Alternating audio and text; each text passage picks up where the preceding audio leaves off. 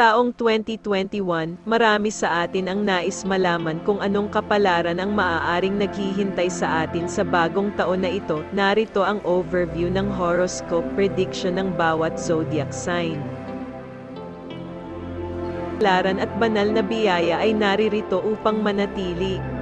Ang paunang 4 na buwan ng taon ay malamang nagugulin sa pagpaplano ng iyong mga aktibidad. Ang mga antas ng enerhiya ay magiging mataas at ganun din ang iyong sigasig. Mayroong isang mataas na posibilidad na maging maselan sa iyong aksyon at maaari mo ring subukang iwanan na walang hindi pa nababago. Ayon sa mga hula ng Sagittarius, ang mga epekto ng mahusay na pagpaplano at pagpapatupad ay makikita sa natitirang 8 buwan ng taong 2021.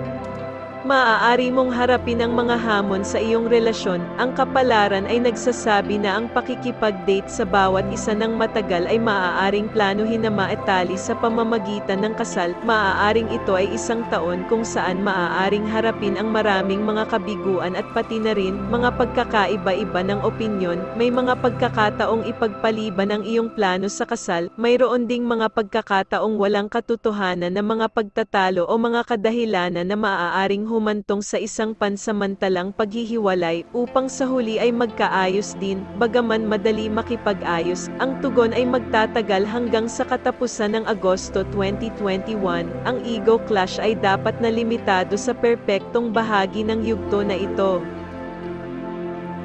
Sa mga newly subscribed, welcome sa ating channel. Atin pong tatandaan na ang general horoscope ay gabay lamang at ikaw pa rin ang may desisyon sa iyong buhay. Peace and prosperity to all. Salamat.